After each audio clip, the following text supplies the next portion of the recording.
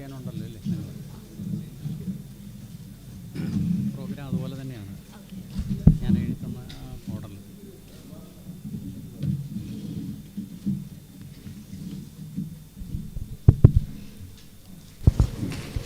Good afternoon and welcome to all. Quality is never an accident, but it is always achieved through intelligent efforts. And today, we are remembering a person who literally fulfills these words, Professor K.K. George, an eminent economist and the former director of the School of Management Studies, CUSAT. He passed away on August 11th.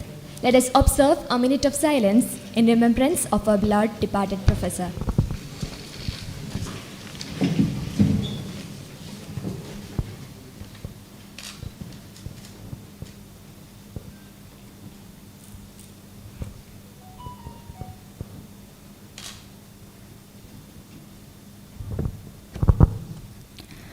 Once again, welcome you all to the Professor K.K. George Commemoration Program, which is jointly organized by the Center for Budget Studies, CUSAT, the Center for Socio-economic and Environmental Studies, Kochi, and the Gulati Institute of Finance and Taxation. An influential person, Professor M.K. Sukumaran Nair, Honorable Director of CBS. His love for this institution and determination to mold it into the best is impossible to be ignored. I request respected Sukumaran sir to welcome the dignitaries on and off the dais. Sir, please.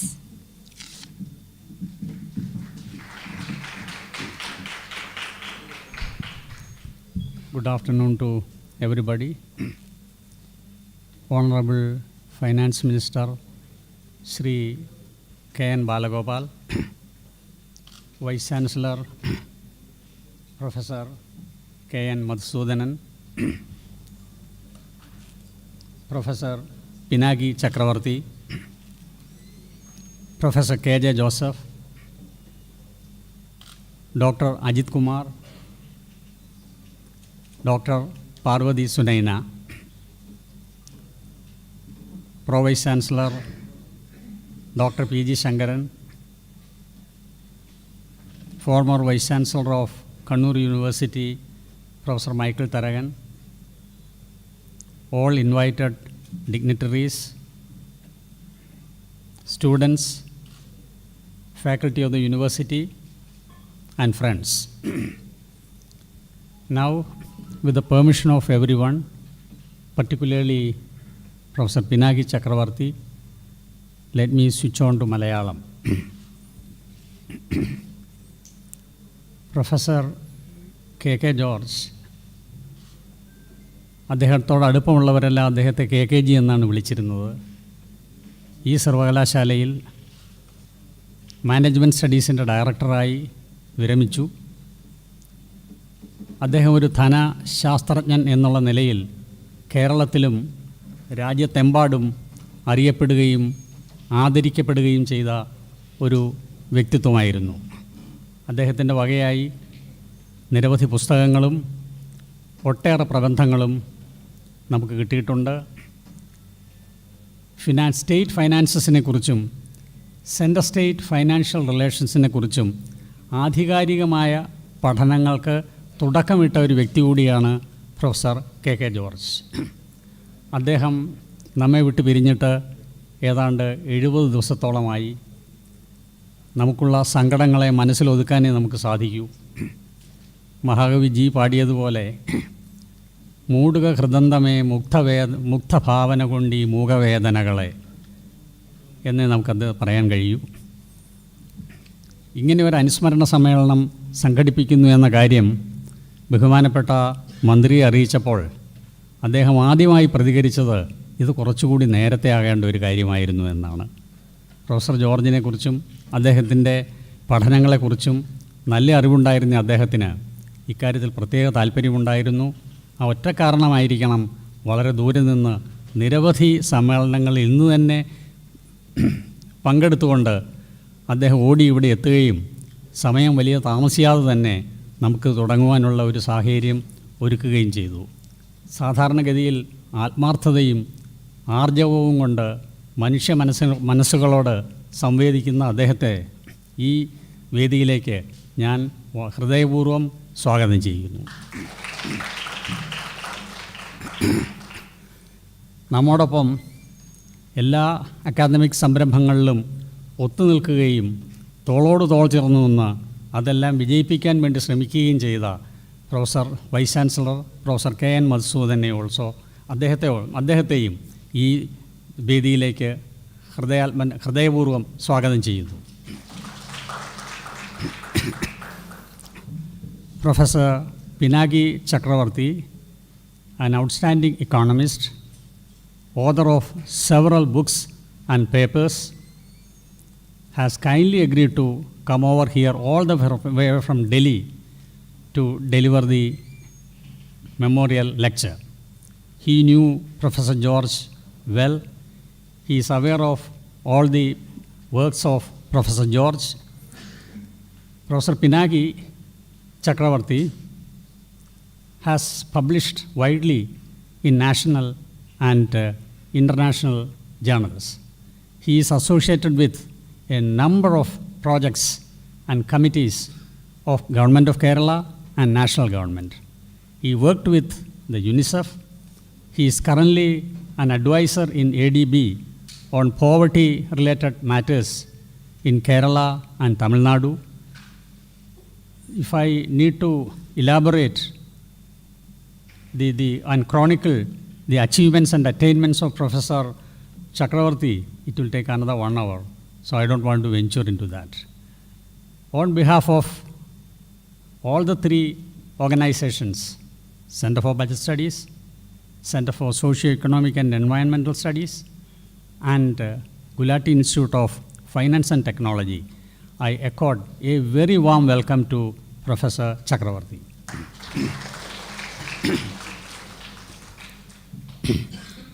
Today, we have on the dais Dr. Ajit Kumar. Ajit Kumar CSES-ൻ്റെ ഡയറക്ടറാണ്. അദ്ദേഹം George സാറോടൊപ്പം വളരെ കാലം പ്രവർത്തിച്ചിട്ടുണ്ട്. അദ്ദേഹം ഈ സർവകലാശാലയിൽ നിന്ന് തന്നെ PhD ബിരുദം നേടിയ ഒരു വ്യക്തിയാണ്. അദ്ദേഹമാണ് ഇന്ന് കൃതജ്ഞതാ പ്രകാശനം നടത്തുന്നത്. അദ്ദേഹത്തെ ഞാൻ ഈ വേദിയിലേക്ക് ആത്മാർത്ഥമായി സ്വാഗതം ചെയ്യുന്നു.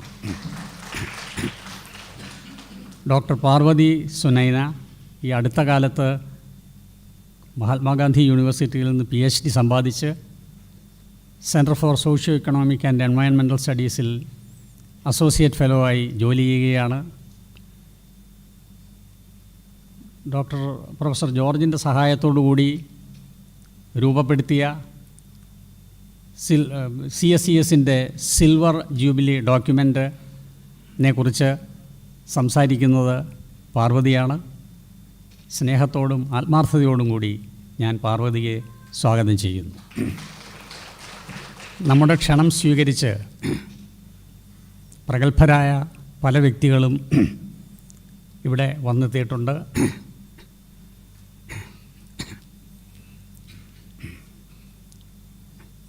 ഇതിൻ്റെ ഇടയ്ക്ക് ഒരു കാര്യം ഞാൻ വിട്ടുപോയി. പ്രൊഫസർ ജോസഫ്, ഞാൻ വിചാരിച്ചു പ്രൊഫസർ ജോസഫിനെ കുറിച്ച് പറയുകയാണെങ്കിൽ ഒരുപാട് പറയാനുണ്ട്.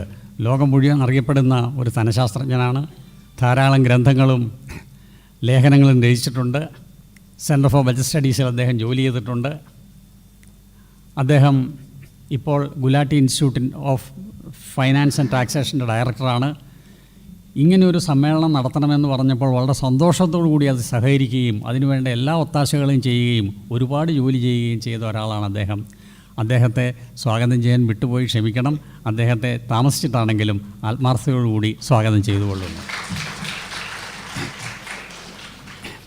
വേദിയിൽ ഉള്ള professor Michael Tharakan, professor professor Sankaran, school of social സയൻസിൻ്റെ ഡീൻ സാം തോമസ്, ഞങ്ങളുടെ പൂർവ്വ വിദ്യാർത്ഥിയും ഇപ്പോൾ സിൻഡിക്കേറ്റ് മെമ്പറുമായ പൂർണിമ, ഇവിടെ വന്നെത്തിയിട്ടുള്ള എൻ്റെ സഹപ്രവർത്തകർ, വിദ്യാർത്ഥിനികൾ, പൊതുസമൂഹത്തിൽ നിന്ന് വന്നിട്ടുള്ള പ്രഗത്ഭരായ വ്യക്തികൾ, എല്ലാവരെയും ഒന്നുകൂടി സ്വാഗതം ചെയ്തുകൊണ്ട് ഞാൻ ചുരുക്കുന്നു.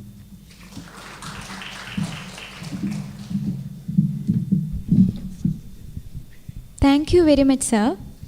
Great leadership usually starts with a willing heart, a positive attitude, and a desire to make a difference. Here, we have such a leader whose selfless services and glorious achievements are remarkable. Yes, it's none other than the Honorable Finance Minister of Kerala, Shri K.N. Balagopal. The Honorable Minister, though he wishes to stay throughout the program, has to leave.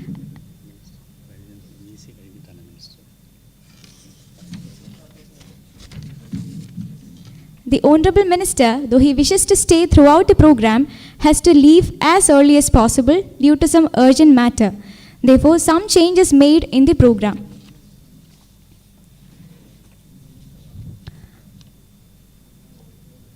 I further request Professor K.N. Madhusudanan, the Vice Chancellor of Cochin University, an inevitable person of our programs, to deliver the presidential address. Sir, please.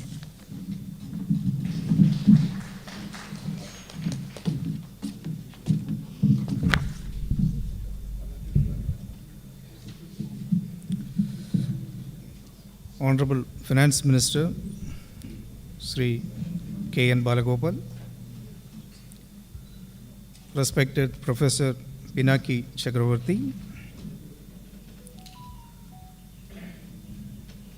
dignitaries on and off the dais, syndicate members, invitees, students, colleagues, friends.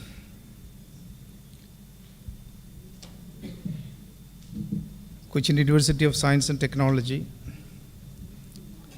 is honored to host an event like this, particularly because this is conducted as a mark of respect to Professor K.K. George, a distinguished scholar who helped in enhancing our university's visibility across the globe. We all know Professor George as one of the finest scholars, an expert in center-state relations, and we also know about his observations, insightful observations about Kerala model of development, which when we look back at this point in time, we know how profound those observations were.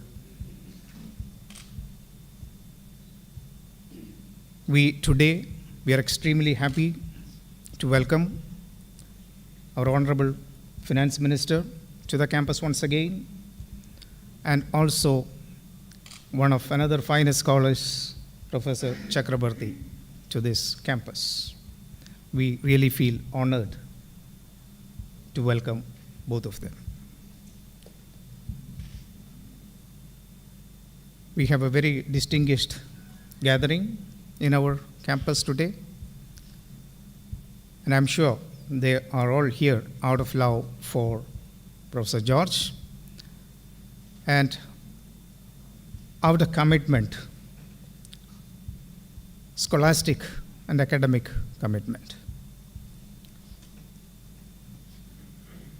This is very important because we know about the scholars of this state in economics and social science in general, who contributed immensely. But we need to look at the present scenario in this area. There's just a few mention I would like to make at this point because the gathering is so distinguished. I think we have deteriorated a little bit in that respect, in social science aspect, when we compare to the heights we were at some few years back.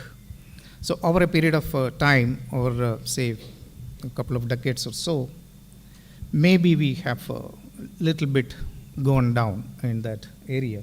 Probably we at the higher education institutions are responsible for that, and many other factors also contributed to it.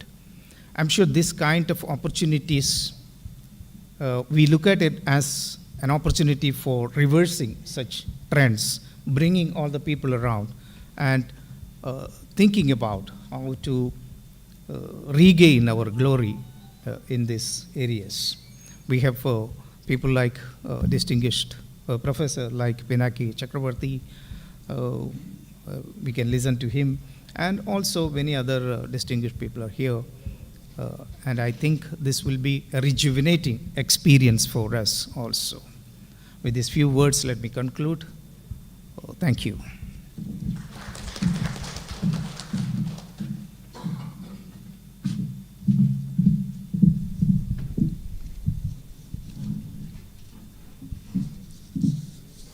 Thank you, sir, for your address where you narrated vividly your long-term association with Professor K.K. George. Now, without further introduction, with great pleasure and happiness, I request the Honorable Minister to deliver the inaugural address. Sir, please.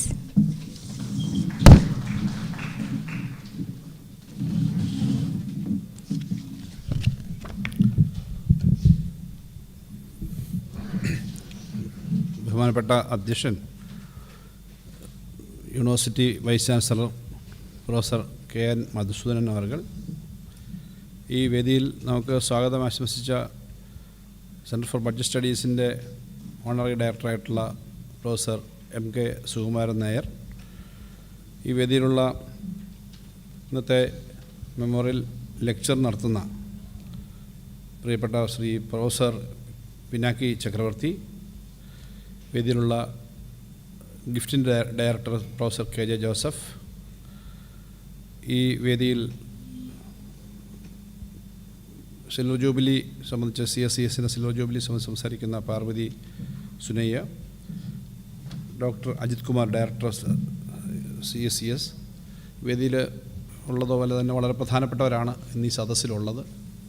നമ്മുടെ വളരെ പ്രധാനപ്പെട്ട academic രംഗത്ത് ധാരാളം സംഭാവനകൾ നൽകിയ പ്രധാനപ്പെട്ട പല ഇവിടെ കാണുന്നുണ്ട്. മൈക്കിൾ തരകൻ സാർ അടക്കമുള്ള, അതുപോലെ ഇവിടുത്തെ PVC ശ്രീ ഡോക്ടർ ശങ്കരൻ അടക്കമുള്ള ആളുകൾ, മറ്റ് എനിക്കൊപ്പം പ്രവർത്തിച്ച, എനിക്കുൾപ്പെടെ എന്നുവെച്ചാൽ അല്ലാത്തവരുണ്ട്, ഒരുമിച്ച് സിൻഡിക്കേറ്റിൽ പ്രവർത്തിച്ചവരും സംഘടനയിൽ പ്രവർത്തിച്ചവരും ഒക്കെ ഉണ്ട് ഇവിടെ.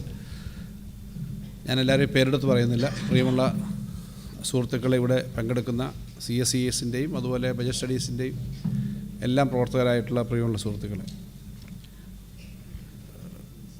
നമ്മുടെ ഒപ്പം വളരെ കാലം സജീവമായ സാന്നിധ്യമായിരുന്ന കെ.കെ. ജോർജ് സാറിൻ്റെ വേർപാടിനെ തുടർന്ന് അദ്ദേഹത്തിനെ അനുസ്മരിക്കുന്നൊരു സമ്മേളനമാണ്, അനുസ്മരണ സമ്മേളനമാണ് നടക്കുന്നത്. നേരിട്ട് എനിക്ക് അടുത്ത് പരിചയമുള്ള വ്യക്തിയായിരുന്നു സാറെന്നുള്ളത് കൊണ്ട് തന്നെയാണ് ഇങ്ങനൊരു യോഗം നടക്കുമ്പം പരമാവധി ഇവിടെ എന്തായാലും ഞാൻ വരും എന്ന് പറഞ്ഞത്. നേരത്തെ തന്നെ ഇന്ന് തീരുമാനിച്ചതനുസരിച്ച് ഇവിടെ തീരുമാനിച്ച ഈ പരിപാടിക്ക് തന്നെ എത്താൻ കഴിഞ്ഞതും. 96 CSESൻ്റെ പ്രവർത്തനം തുടങ്ങുന്ന കാലയളവിലാണ് അദ്ദേഹത്തെയും അജിത്ത് അന്ന് അവിടെ ചേർന്നിട്ടുണ്ട്. അവരെയൊക്കെ ഞങ്ങൾ കാണുന്നത്. ഞാൻ SFIയുടെ സ്റ്റേറ്റ് സെക്രട്ടറിയാണ്. നമ്മുടെ വ്യവസായ വകുപ്പ് മന്ത്രി ശ്രീ P. രാജീവ് അന്ന് ഞങ്ങളുടെ സംസ്ഥാന ജോയിൻറ്റ് സെക്രട്ടറിയും എറണാകുളത്ത് ആണ് കേന്ദ്രീകരിച്ച്. ആ സമയത്താണ് വലിയ പ്രക്ഷോഭങ്ങൾ നടക്കുന്നതിനിടയ്ക്ക് ഒരു സെമിനാറിലോ മറ്റുമാണ് ഒരുമിച്ച് കാണുന്നത്. അന്നാണ് ഇങ്ങനെ ഒരു ഇൻസ്റ്റിറ്റ്യൂട്ട് തുടങ്ങുന്ന കാര്യം, ഒരു സെൻറ്റർ തുടങ്ങുന്ന കാര്യമൊക്കെ പറഞ്ഞിരുന്നതെന്ന് ഞാൻ ഓർക്കുന്നു. അന്ന് മുതൽ ഈ ജോർജ് സാറുമായിട്ടുള്ള പരിചയമുണ്ട്. അദ്ദേഹം മാനവൻ സ്റ്റഡീസ്, കൊമേഴ്സാണെന്ന് ഞാൻ ധരിച്ചിരുന്നത്. അപ്പോൾ എൻ്റെ സബ്ജക്റ്റും കൊമേഴ്സ് ആയതുകൊണ്ട് ഞാൻ വീണ്ടും ചോദിക്കില്ല, എക്കണോമിക്സ് തന്നെയായിരുന്നു. അന്ന് മുതലേ ഇത്തരം കാര്യങ്ങൾ, ഞങ്ങൾ അക്കാഡമിക് കാര്യങ്ങളിൽ പലപ്പോഴും ചില ചർച്ചകൾ നടത്തുക, ക്ലാസ് നടത്തുക, ചില പഠനങ്ങൾ നടത്തുക. ആ സമയത്തൊക്കെ ഏറ്റവും പ്രധാനപ്പെട്ടൊരു വിഷയം, അന്നത്തെ കേരളത്തിലെ ഏറ്റവും വലിയ പ്രക്ഷോഭങ്ങളുടെ ഒരു കാലം തന്നെ ഈ സ്വാശ്രയ വിദ്യാഭ്യാസ സ്ഥാപനങ്ങളുമായി ബന്ധപ്പെട്ട വിഷയങ്ങളായിരുന്നു. അപ്പോൾ എഡ്യൂക്കേഷൻ്റെ കോസ്റ്റ്, എങ്ങനെ എഡ്യൂക്കേഷൻ നടത്തും തുടങ്ങിയ ധാരാളം ചർച്ചകൾ നടക്കുന്നതിൻ്റെ ഭാഗമായിട്ടും പല ഫൈനാൻസിങ് സംബന്ധിച്ച് ചില ചർച്ചകൾ നടത്തിയിട്ടുണ്ട്.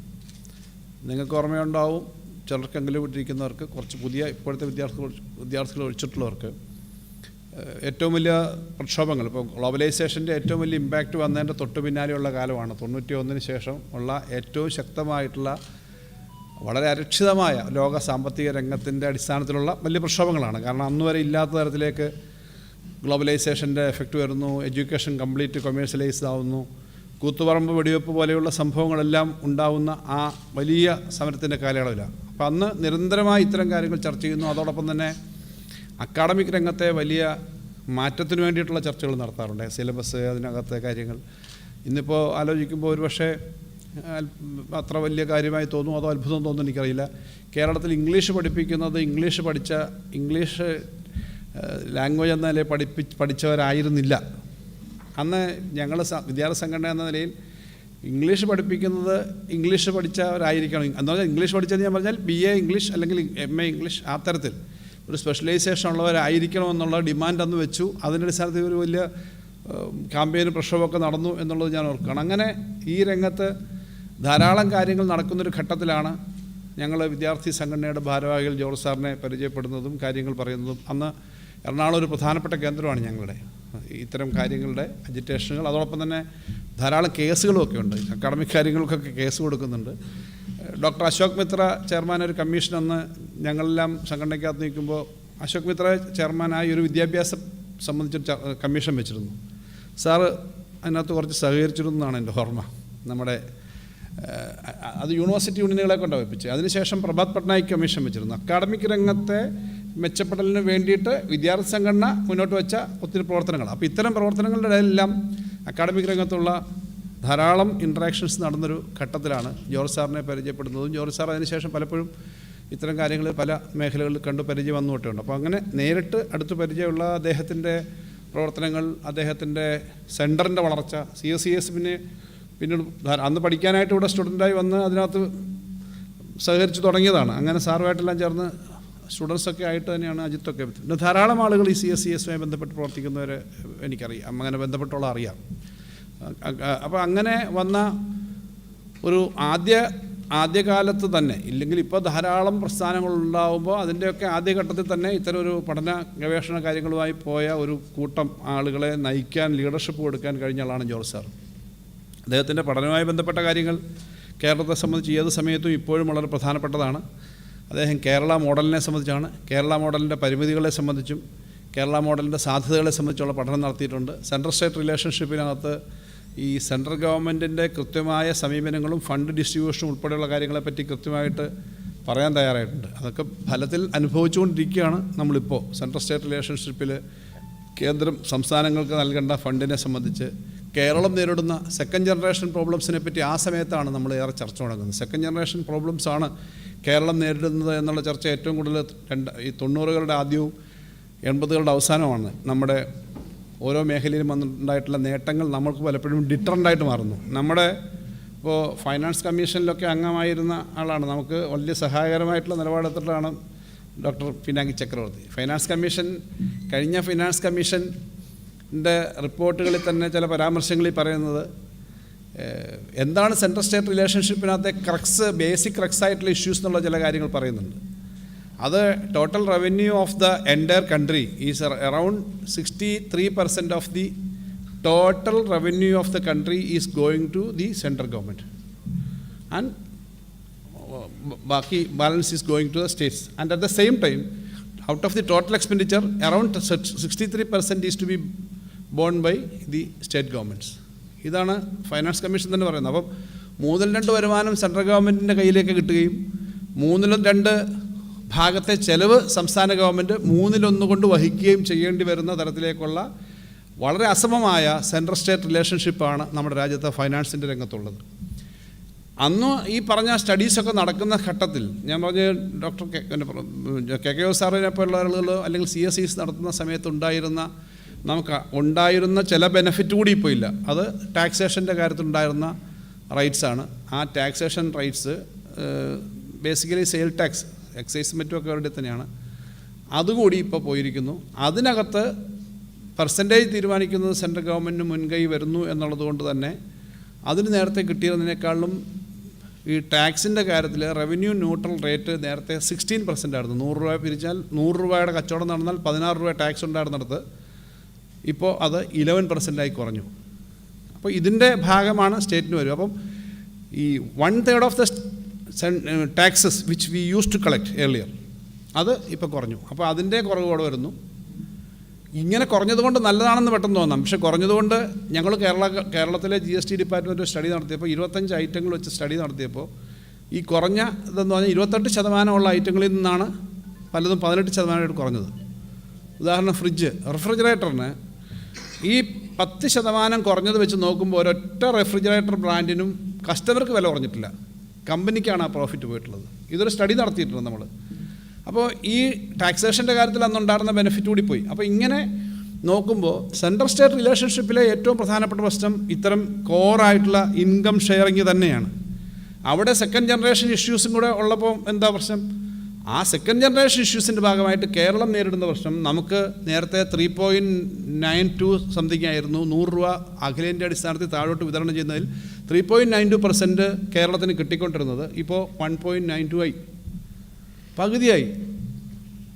ഒരു സ്പെഷ്യൽ ഗ്രാൻഡ് കഴിഞ്ഞ പ്രാവശ്യം കിട്ടി, thanks to the finance commission for that special thing. അതും ഇപ്പോൾ കുറഞ്ഞുകൊണ്ടിരിക്കുകയാണ്. അത് ഇങ്ങനൊരു അവസ്ഥ വന്നപ്പോൾ ഞാൻ പറഞ്ഞത്, നേരത്തെ കിട്ടിക്കൊണ്ടിരുന്നതിൻ്റെ പകുതിയായിട്ട് നമ്മുടെ ഡിവിസിബിൾ പൂളിൽ നിന്ന് കേന്ദ്രം താഴോട്ട് കൊടുക്കുന്നതിനുള്ള ഡിവിസിബിൾ പൂൾ കുറഞ്ഞു. അതിന് കുറഞ്ഞതിൻ്റെ കാരണം എന്താ? നമുക്ക് ശൗചാലയമുണ്ട്, നമുക്ക് സ്കൂളുണ്ട്, നമ്മുടെ പിള്ളേരെല്ലാം പഠിക്കുന്നുണ്ട്, നമുക്ക് നല്ല ആശുപത്രിയുണ്ട്, നമുക്ക് നല്ല റോഡുണ്ട്. അതുകൊണ്ട് നമുക്ക് കുറച്ചു. 3.5%, 3-3.5 ഇടയ്ക്ക് ശതമാനം ജനസംഖ്യ ഉണ്ട്. നമ്മൾ അത് തന്നെ 1971 ജനസംഖ്യാ റേറ്റായിരുന്നു നേരത്തെ, അതിപ്പോൾ 2011. 1971 ജനസംഖ്യ, ഇന്ത്യയിലെ ഓരോ സ്റ്റേറ്റിൻ്റെയും ജനസംഖ്യ എടുക്കുമ്പോൾ കേരളത്തിൻ്റെ നമ്പർ നമ്മൾ ബിക്കോസ് ഓഫ് അവർ കൺട്രോൾ, നമ്മുടെ പോപ്പുലേഷൻ കൺട്രോൾ കാരണം അത് കുറഞ്ഞ് ജനസംഖ്യ കുറഞ്ഞു. ഇപ്പോൾ 2011 എടുത്തപ്പോൾ ജനസംഖ്യാടിസ്ഥാനത്തിലുള്ള കുറവ് വന്നു. അതിൻ്റെ കൂടെ ഞാൻ ഈ പറഞ്ഞ സെക്കൻഡ് ജനറേഷൻ ഇഷ്യൂസ് വന്നു. അങ്ങനെ വന്നപ്പോൾ കേരളത്തിന് 3.5% കേരളത്തിന് കിട്ടുന്നത് 1.92%, 17% UP കിട്ടുന്നത് 18%. ഇത് ഇത്തരം ഇംബാലൻസ്. പക്ഷേ ഇത് കേരളത്തിന് മാത്രമല്ല, കുറേ സ്റ്റേറ്റ്സിന് ഇത് ബാധകമാവുന്നുണ്ട്. ആ സ്റ്റഡി റിപ്പോർട്ടുണ്ട്. പലപ്പോഴും ഈ GST കൗൺസിലും ഫിനാൻസ് മിനിസ്റ്റർ വിളിക്കുന്ന യോഗങ്ങളിലൊക്കെ ഇത്തരം പ്രശ്നങ്ങൾ വരാറുണ്ട്. അപ്പോൾ ഇത് വളരെ ഗുരുതരമായ പ്രതിസന്ധി സംസ്ഥാനങ്ങളും സംസ്ഥാന കേന്ദ്ര ബന്ധങ്ങളും തമ്മിലുണ്ടാക്കും. കാരണം എപ്പോഴും ഇത്തരം റവന്യൂ ജനറേഷൻ, റവന്യൂ ഡിസ്ട്രിബ്യൂഷൻ പ്രശ്നം തന്നെയാണ്. അതിൻ്റെ കൂടെയാണ് ഇപ്പോൾ പുതുതായിട്ട് വരുന്ന പലതരത്തിലുള്ള പ്രശ്നങ്ങൾ, ഡിസ്ട്രിബ്യൂഷൻ ഓഫ് ഇപ്പം സെൻട്രലി സ്പോൺസേഡ് സ്കീമിൻ്റെ കാര്യത്തിൽ മറ്റു കാര്യങ്ങളിലൊക്കെ വരുന്ന പ്രശ്നങ്ങൾ. അതിൻ്റെ കൂടെ സെൻട്രൽ സ്റ്റേറ്റ് റിലേഷൻഷിപ്പിൻ്റെ ഏറ്റവും പ്രധാന പ്രശ്നമായിട്ടിപ്പോൾ ഇടക്കാലത്ത് സജീവമല്ലാതിരുന്ന സംസ്ഥാന ഗവൺമെൻറ്റിൻ്റെ കേന്ദ്രത്തിൽ നിന്നുള്ള ഭരണത്തിൻ്റെ പ്രതീകമായ ഗവർണറും സ്റ്റേറ്റുകളും തമ്മിലുള്ള പ്രശ്നങ്ങൾ. അത് കേരളത്തിൽ മാത്രമല്ല, പല സ്റ്റേറ്റിലും ഗുരുതരമായ പ്രശ്നമായിട്ട് വരികയാണ്. തമിഴ്നാട്, തെലുങ്കാന, പിന്നെ ബംഗാൾ, ഇങ്ങനെ പല സ്റ്റേറ്റിലും. അപ്പോൾ ഇതെല്ലാം വളരെ പ്രധാനപ്പെട്ട പ്രശ്നമാണ് എന്ന് കണ്ട് സ്റ്റഡി ചെയ്യാനും അതിനെപ്പറ്റി അഭിപ്രായം പറയാനും എല്ലാം തയ്യാറായി എന്നുള്ളതാണ് ജോർജ് സാറിൻ്റെ പ്രത്യേകതകളിൽ ഒരു പ്രധാനപ്പെട്ട കാര്യം. എന്ന് മാത്രമല്ല, അതിനകത്ത് കൂടുതൽ സഹായം കിട്ടിയില്ലെങ്കിൽ നമ്മുടെ ഡെറ്റ് ക്രൈസിസ്, അതൊരു ക്രൈസിസ് ഉണ്ടാക്കും. ഡെറ്റ് വലിയ തോതിൽ പോയ ക്രൈസിസ് ഉണ്ടാകും എന്നുള്ളതിന് യാതൊരു അംശമില്ല. അദ്ദേഹം അത്തരം കാര്യങ്ങൾ ചൂണ്ടിക്കാണിച്ചിട്ടുണ്ട് നമ്മുടെ.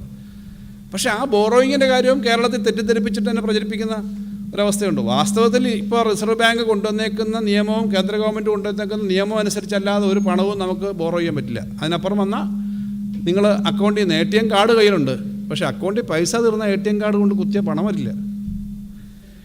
ATM കാർഡെന്ന് പറഞ്ഞാൽ ബാങ്കിലുള്ളത് എടുക്കാൻ വേണ്ടി മാത്രമാണ്. അപ്പോൾ സംസ്ഥാന ഗവൺമെൻറ്റിന് എടുക്കാൻ പറ്റുന്ന ഒരു ലിമിറ്റുണ്ട്. ആ ലിമിറ്റിനപ്പുറം പണം ആർക്കും എടുക്കാൻ പറ്റില്ല, ബോറോയിങ്ങും പറ്റില്ല, ഓവർ ഡ്രാഫ്റ്റും പറ്റില്ല, ഒന്നും പറ്റില്ല. പക്ഷേ പറയുന്നത് കേട്ടതൊന്നും കേരളം എന്തോ സ്പെഷ്യലായിട്ട് എടുക്കുകയാണ്.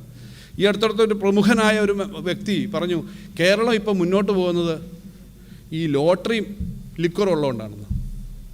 കാര്യങ്ങൾ മനസ്സിലാക്കാത്തതുകൊണ്ടായിരിക്കും. ലോട്ടറി കേരളത്തിന് ഇപ്പം ഓണം ചില പത്രമാധ്യമങ്ങളും അടിച്ചു വിടുന്ന കണ്ടു. ഓണത്തിന് നമ്മൾ 25 കോടിയുടെ ലോട്ടറിയാണ്. 25 കോടിയാണ് ഒന്നാം സമ്മാനം. 25 കോടി കേരളത്തിൽ ഒന്നാം സമ്മാനം കിട്ടുമ്പോൾ 500 രൂപ വെച്ചുള്ള ടിക്കറ്റാണ്. എൻ്റെ അറിവിൽ നമ്മുടെ ഈ മേഖലയിലെ ഏറ്റവും വലിയ ലോട്ടറി ദുബായ് ലോട്ടറിയാണ്. 40 കോടിയാണ് ഒന്നാം സമ്മാനം. ഒരു ടിക്കറ്റ് 20,000 രൂപയാണ്. നമ്മൾ 500 രൂപ വെച്ചിട്ടാണ് കൊടുത്തത്. അത് വിറ്റ് കഴിഞ്ഞാൽ അതിൻ്റെ വലിയ പണം ഇങ്ങോട്ട് വരും എന്നാണ്. സംസ്ഥാന സർക്കാരിന് 3% ടിക്കറ്റിൻ്റെ സമ്മാനം, ടാക്സ്, കമ്മീഷൻ കൊടുത്തു കഴിഞ്ഞാൽ 3%, 3% സംസ്ഥാന ഗവൺമെൻറ് വരത്തുള്ളൂ. അപ്പോൾ സംസ്ഥാന ഗവൺമെൻറ് ഖജനാവിൽ നമ്മുടെ ബഡ്ജറ്റ് പേപ്പേഴ്സും ഡോക്യുമെൻറ്റ്സ് നോക്കിയാൽ ഒരു കാര്യം കാണാം, റെസീറ്റ്സ് ഓൺ ലോട്ടറി സൈഡ്. കാരണം സംസ്ഥാന ഗവൺമെൻറ് ഡിപ്പാർട്ട്മെൻറ്റാണ് ലോട്ടറി, അതൊരു കമ്പനിയല്ല. അതുകൊണ്ട് സെയിൽ പ്രൊസീഡ്സ് മൊത്തം ട്രഷറിയിൽ അടയ്ക്കണം. 10,000 കോടി രൂപ അല്ലെ 8,000 കോടി രൂപ ട്രഷറിയിലേക്ക് വരുമാനം കാണും. പക്ഷേ അതിനകത്ത് ഈ 3% ഒഴിച്ച് 10,000 കോടി കിട്ടുകയാണെങ്കിൽ 9,700 കോടി പുറത്തേക്ക് പോകും. ഇത് മനസ്സിലാക്കാതെ കേരള ഗവൺമെൻറ്റിൻ്റെ പ്രധാനപ്പെട്ട വരുമാനം ലോട്ടറിയാണ്. അതെ, ഞാൻ പറഞ്ഞു ഇത്രേ ഇതിനകത്ത് വരുന്നുള്ളൂ. ഏറ്റവും വലിയ ബെനിഫിറ്റ് അതുകൊണ്ടെന്താ? ഏറ്റവും വലിയ ബെനിഫിറ്റ് 1 ലക്ഷം പേര് ജീവിക്കുന്ന ഒരു പ്രധാനപ്പെട്ട തൊഴിൽ മേഖലയാണ് ലോട്ടറി. 1 ലാക്ക് എന്ന് പറഞ്ഞാൽ ചെറിയ നമ്പറല്ല. ടാക്സ് കേന്ദ്രത്തിന് സംസ്ഥാനത്തിന് കിട്ടും തുല്യമായിട്ടാണ്, പപ്പാതി നേരെ പോകും. അപ്പോൾ ഇതാണ് ലോട്ടറി. ലിക്വറിൻ്റെ കാര്യത്തിലും വർഷങ്ങളിലെ കണക്കെടുത്താൽ ലിക്വറിൻ്റെ ക്വാണ്ടിറ്റി, സെയിൽസ് ക്വാണ്ടിറ്റി കുറഞ്ഞുകൊണ്ടിരിക്കുക കേരളത്തിൽ. അപ്പോൾ ഇത് ഇങ്ങനെ പറയുകയാണ്, ഈ പണം കൊണ്ട് ആണ് അങ്ങനെ ആ പണം കൊണ്ടല്ല. കഴിഞ്ഞ വർഷം മാത്രം, ഞാൻ നിയമസഭയിൽ പറഞ്ഞു, കഴിഞ്ഞ വർഷം മാത്രം 11,000 കോടി രൂപ നമ്മുടെ സംസ്ഥാന സർക്കാരിൻ്റെ വരുമാനം വർദ്ധിച്ചിട്ടുണ്ട് പലതരത്തിൽ. സംസ്ഥാനത്തെ ടാക്സ്, കേന്ദ്ര ടാക്സ്, മറ്റു കാര്യങ്ങൾ. അല്ലാതെ ഒരു വർധനവും വരാതിരിക്കുന്നില്ല. ഈ വർഷവും നമുക്ക് ഒരു 10,000 കോടി രൂപയെങ്കിലും വർദ്ധിക്കും എന്നുള്ള ശുഭപ്രതീക്ഷയാണ് എനിക്കുള്ളത്. അത് ഞാൻ അസംബ്ലി പറഞ്ഞു. 7,000 മുതൽ 10,000 വരെ can be an increase of 7,000 to 10,000 crores assembly ഇത് പറഞ്ഞു. പക്ഷേ നമുക്ക് ഈ സമയത്ത് കുറച്ച് ഈ ടാക്സിൻ്റെ കാര്യത്തിൽ GST വന്ന സമയത്ത് 5 year ടേമിൽ മാത്രം ഒരു കോമ്പൻസേഷൻ അവർ തരാമെന്ന് പറഞ്ഞു. വേറൊന്നുമല്ല, ഈ സെയിൽ ടാക്സ് ആയിരുന്ന സമയത്ത് നമുക്ക് ഓരോ വർഷവും 14% വീതം വർധനം ഉണ്ടായിരുന്നു എല്ലാ സ്റ്റേറ്റിലും. അപ്പോൾ ആ 14% വർധനം വന്നില്ലെങ്കിൽ ആ 14% ആവാനുള്ള തുക GST കൗൺസിൽ തരും. ഈ വർഷം വന്നപ്പോൾ ഈ ജൂണോടുകൂടി അത് തീർന്നു. ഞാൻ പറഞ്ഞു 1/3 ടാക്സ് കുറച്ചല്ലോ നേരത്തെ. ഇത്തരം കാര്യങ്ങൾ കാരണം ടോട്ടൽ റവന്യൂ കുറവ് വന്നു. അങ്ങനെ വന്നപ്പോൾ കേരളത്തിന് കഴിഞ്ഞ വർഷമുള്ള ഷോർട്ടേജ് 12,000 crores ആണ്. അത് കോമ്പൻസേഷൻ കിട്ടിയതാണ്. ഈ വർഷം തൊട്ട് അതില്ല. അപ്പോൾ 12,000 crores നമ്മുടെ എന്തെങ്കിലും പ്രത്യേക കുഴപ്പമാണെന്ന് പറയാൻ പറ്റില്ല. ഒന്ന് ഈ സിസ്റ്റത്തിൻ്റെയാണ്. ഞാൻ അത്തരം സമയമെടുക്കുന്നൊരു വേദി അല്ലാത്തതുകൊണ്ട് ഞാനത് പറയുന്നില്ല. ഈ സിസ്റ്റം ഇങ്ങനെ ആയതുകൊണ്ട് തന്നെ നമുക്ക് കിട്ടാനുള്ളത് കുറേ കിട്ടുന്നില്ല. പിന്നെ സിസ്റ്റത്തിൻ്റെ ഒത്തിരി പ്രശ്നമുണ്ട്. ഓണത്തിൻ്റെ കച്ചവടം ഇപ്പോൾ നല്ലപോലെ നടന്നു. അതിൻ്റെ ടാക്സ് വേണ്ടത്ര വരുന്നില്ല എന്നുള്ളതാണ് എൻ്റെ ഒരു വ്യക്തിപരമായ ഫീലിംഗ്. ഓണത്തിന് ഭയങ്കര കച്ചവടമായിരുന്നു. എന്തായാലും ഞങ്ങൾ we are doing our maximum. പലതരത്തിലുള്ള സ്റ്റഡീസ് നടത്തുന്നുണ്ട്. ഡിപ്പാർട്ട്മെൻറ്റ് തന്നെ റിവാമ്പ് ചെയ്തു. പക്ഷേ സിസ്റ്റമിക്കായ ധാരാളം പ്രശ്നങ്ങൾ GST സിസ്റ്റത്തിനുണ്ട്. പക്ഷേ ഇതല്ലാതെ നമ്മുടെ ഈ ടാക്സ് ഏകപക്ഷീയമായി ലക്ഷറി ഐറ്റത്തിൻ്റെ എല്ലാം വെട്ടിക്കുറച്ചത് കാരണം കിട്ടുന്ന വരുമാനം കുറഞ്ഞു. 12,000 കോടി രൂപയാണ് ഈ വർഷം വരുന്ന കുറവ്. സെൻട്രൽ ഗവൺമെൻറ്റിൻ്റെ 15th ഫിനാൻസ് കമ്മീഷൻ്റെ ഭാഗമായി കിട്ടുന്ന ഗ്രാൻറ്റിൽ കഴിഞ്ഞ വർഷം കിട്ടിയത് 10,000 7,000 കോടി രൂപ ഈ വർഷം കുറയും. ലോൺ എടുക്കുന്നതിന് ഇപ്പോൾ ഒരു പുതിയ നിയമം കൊണ്ടുവന്ന് പെൻഷൻ കമ്പനി കിഫ്ബി നമ്മൾ ഗ്യാരണ്ടി കൊടുക്കുന്നേ ഉള്ളൂ. അതിൻ്റെ പേരിൽ നമ്മുടെ 4,000 crores കുറഞ്ഞു. അങ്ങനെ എല്ലാം കൂടെ കണക്ക് കൂട്ടുമ്പോൾ 23,000 crores ആണ് ഈ വർഷം വരുന്ന കുറവ്. എവിടെയായി സെൻട്രൽ സ്റ്റേറ്റ് റിലേഷൻഷിപ്പ് ഇങ്ങനെ നന്നായി പോകാൻ പറ്റുക? ഇങ്ങനെ ഏകപക്ഷീയമായി എല്ലാം നിർത്തുകയാണ്. അപ്പോൾ ഇത്തരം സ്റ്റഡീസും അതിനകത്തുള്ള ജനങ്ങളുടെ ഇടയിലേക്ക് പോകേണ്ട പഠന കേന്ദ്രങ്ങളുടെ ആവശ്യകത ഞാൻ പറഞ്ഞു. അപ്പോൾ ഈ 23,000 കോടി കുറഞ്ഞാൽ നമ്മൾ എത്ര ബുദ്ധിമുട്ടിയാലും കേരളം പോലെ സ്റ്റേറ്റിൽ ആകെ തനത് വരുമാനം നമ്മുടെ സ്റ്റേറ്റിൻ്റെ മാത്രം റിസോഴ്സ് നോക്കിയാൽ 70,000 കോടിയാണ്. പിന്നെ മറ്റ് ടാക്സ് വിഹിതങ്ങളാണ് കിട്ടണ്ടേ. 1,17,000 കോടിയാണ് കഴിഞ്ഞ പ്രാവശ്യം ആകെ വന്നത്. 70,000 ഉള്ളൂ സ്റ്റേറ്റിൻ്റെ. അവിടെ നമ്മൾ 10,000 കോടി വർദ്ധിപ്പിച്ചാലും നമുക്ക് ഇത്രയും കേന്ദ്ര ഗവൺമെൻറ് വെട്ടിക്കഴിഞ്ഞാൽ കുറവ് വരും. ഇത് ഒരു വശം നിൽക്കുകയാണ്. ഇതിനൊപ്പം ബോറോയിങ് നമ്മൾ അമിതമായി കൊണ്ടുപോകുന്നുള്ള തെറ്റിദ്ധാരണയാണ്. ഇപ്പോൾ പറഞ്ഞു, ഇപ്പോൾ ചിലരൊക്കെ അങ്ങ് വിഷമിക്കുക, കേരളം കടക്കണിയിലേക്ക് പോകും. കേരളത്തിൽ 2000 ആണ്ടിൽ എത്രയായിരുന്നു കടം? 2000 നമ്മുടെ മൊത്തം സ്റ്റേറ്റിൻ്റെ GSDP 75,000 കോടി രൂപയാണ്. അന്നത്തെ നമ്മുടെ ടോട്ടൽ ബോറോയിങ് 25,000 കോടിയാണ്. ഇതിനകത്ത് ചെറിയ വ്യത്യാസമൊക്കെ 10-500 അങ്ങോട്ട് കാണും. 25,000 കോടിയാണ്. എന്ന് പറഞ്ഞാൽ 1/3 33-34% ആണല്ലോ. ഇപ്പോൾ എത്ര? 10 ലക്ഷം കോടിയാണ് GSDP. 75,000 കോടി. അന്നൊരു യൂണിവേഴ്സിറ്റി പ്രൊഫസർക്ക് 5,000-ഓ 3,000-ഓ ആണ് ശമ്പളമെങ്കിൽ ഇപ്പോൾ എത്ര വ്യത്യാസം? അപ്പോൾ ആ ശമ്പളത്തിൻ്റെ വ്യത്യാസം കൂടി ഇതിനെല്ലാം വരും, മടപ്പെരുപ്പത്തിൻ്റെ വരും. അപ്പോൾ ആ വ്യത്യാസം കൂടി നമ്മൾ കണക്കൂട്ടി നോക്കണം. ഇപ്പോൾ 10 ലക്ഷം കോടി രൂപ GSDP ഉള്ളപ്പോൾ, ആഭ്യന്തര വരുമാനം ഉള്ളപ്പോൾ നമ്മുടെ ബോറോയിങ് ഏകദേശം 3,30,000 ഈ കിഫ്ബി എന്നൊക്കെ പറഞ്ഞവർ ചേർക്കാൻ നിൽക്കുക 3,35,000 കോടി രൂപ അത്രയാണ് വരുന്നത്. ഈ തരത്തിൽ പറയുന്ന പല പ്രചരണങ്ങളും സ്റ്റേറ്റിൻ്റെ പൊതു താല്പര്യത്തിനല്ലാത്ത പ്രചരണങ്ങൾ നമ്മുടെ നാട്ടിൽ വരുന്നുണ്ട്. എന്നാൽ അതിനെയൊക്കെ ആ വിമർശനങ്ങളെ ഒന്നും നമ്മൾ കാണാതിരിക്കേണ്ട എന്നല്ല, വിമർശനങ്ങളെ കാണണം. നമ്മുടെ സ്റ്റേറ്റിൻ്റെ വരുമാനം വർദ്ധിപ്പിക്കണം. എന്നാൽ അപകടകരമല്ലാത്ത സ്ഥിതിയിലേക്ക് നമുക്ക് കാര്യങ്ങൾ കൊണ്ടുപോകാൻ പറ്റും എല്ലാവരും ഒരുമിച്ച് ശ്രമിച്ചാൽ. അവിടെയാണ് സെൻറ്റർ ഫോർ ബഡ്ജറ്റ് സ്റ്റഡീസിൻ്റെ പ്രവർത്തനവും. ഇപ്പം ഗുലാത്തി ഇൻസ്റ്റിറ്റ്യൂട്ട് ഓഫ് ടാക്സേഷൻ സ്റ്റഡീസിൻ്റെയും കൂടി പങ്കാളിത്തം ഈ ഇന്നത്തെ പരിപാടിക്കുണ്ട്. അതുപോലെ CSES ഉണ്ട്. ഇത്തരം മേഖലകളിൽ നമുക്ക് കൂടുതൽ പുതിയ കാലത്ത് റവന്യൂ വരാനും സർവീസ് ഡെലിവറി മെക്കാനിസം മെച്ചപ്പെടാനുമുള്ള കാര്യങ്ങൾ കൂടുതൽ പഠിക്കുകയും കൂടി വേണ്ട ഒരു കാലമാണ്. അതിന് ജോർജ് സാറിനെ പോലെയുള്ള ആളുകൾ 25 വർഷം മുമ്പ് അവരെല്ലാം കൂടി എടുത്ത് മുൻകൈ എടുത്ത് പ്രവർത്തിച്ചു തുടങ്ങിയ സ്ഥാപനവും അതുപോലുള്ള സ്ഥാപനങ്ങളും പുതിയ സാഹചര്യത്തിൽ എങ്ങനെ ഒരു 50 വർഷം മുമ്പോ 25 വർഷം മുമ്പോ ഉള്ള റിസോഴ്സസ് അല്ല, വരുമാനമല്ല, ജീവിത രീതികളല്ല, ടാക്സിൻ്റെ സാധ്യതകളല്ല, എങ്ങനെ പുതിയ റിസോഴ്സ് ഉണ്ടാക്കാം, എങ്ങനെ എക്കണോമിക് ഗ്രോത്തിന് വേണ്ടിയിട്ട് നമ്മുടെ തനതായ ഇൻഡസ്ട്രിയും തനതായിട്ടുള്ള മേഖലകളിലെ നവകേരളം എന്ന് നമ്മൾ പറയുന്നതാണ്. ഈ കേരളത്തിൻ്റെ പുതിയ സാഹചര്യത്തിൽ എങ്ങനെ നമ്മുടെ ചെറുപ്പക്കാർക്ക്, കുട്ടികൾക്ക് കൂടുതൽ സാധ്യതയുള്ള തരത്തിലേക്ക് ഇത്തരം കാര്യങ്ങൾ കണ്ടെത്താം, ഇതെല്ലാം നോക്കുന്നതിന് വേണ്ടിയിട്ടുള്ള പോളിസി ഡയറക്റ്റീവ് വളരെ പ്രധാനമാണ്, ഡയറക്ഷൻ വളരെ പ്രധാനമാണ്. അവിടെ വേണ്ടത്ര ഗൗരവമായി സ്റ്റഡി ചെയ്യുന്ന ഗ്രൂപ്പുകളുടെയും പഠന കേന്ദ്രങ്ങളുടെയും കുറവ് നമുക്കുണ്ട്. ഉള്ള കേന്ദ്രങ്ങളുണ്ട്, ആ കേന്ദ്രങ്ങൾ കൂടുതൽ സജീവമായി ഇത്തരം കാര്യങ്ങൾ പഠിക്കാനും ഈ ഫ്യൂച്ചറിസ്റ്റിക്കായ കാര്യങ്ങൾ കാണാനും അതിൻ്റെ സാധ്യതകൾ വെച്ച് നോക്കാനും ഒക്കെ പഠിക്കുന്ന ധാരാളം പഠനങ്ങൾ നടക്കണം. ആ പഠനങ്ങളുടെ സാധ്യത നമ്മുടെ നാട്ടിലേറെ ഉണ്ട് എന്നുള്ളതാണ്, അതിൻ്റെ ആവശ്യകതയുണ്ട് എന്നുള്ളതാണ് ജോർജ് സാറിനെ സ്മരിക്കുമ്പോൾ ഏറ്റവും പ്രധാനമായിട്ട് നമ്മുടെ മനസ്സിലുണ്ടാവേണ്ടതെന്ന് ഞാൻ കരുതുന്നു. ഈ സാഹചര്യത്തിൽ കേരളത്തെ വലിയ തോതിൽ നയിക്കാൻ പറ്റുന്ന തരത്തിലേക്ക് അദ്ദേഹത്തിൻ്റെ ഓർമ്മകൾ ഉണ്ടാകും എന്ന് മാത്രം പ്രതീക്ഷിച്ചുകൊണ്ട് അദ്ദേഹത്തിൻ്റെ സ്മരണയ്ക്ക് മുമ്പിൽ ഹൃദയം കൊണ്ട് ഒരുപടി രക്തപുഷ്പങ്ങൾ അർപ്പിച്ചുകൊണ്ട് ഈ സമ്മേളനം ഉദ്ഘാടനം ചെയ്ത് അറിയിച്ചുകൊണ്ട് ഞാൻ വാക്കുകൾ അവസാനിപ്പിക്കുന്നു. എല്ലാവർക്കും അഭ്യർത്ഥന.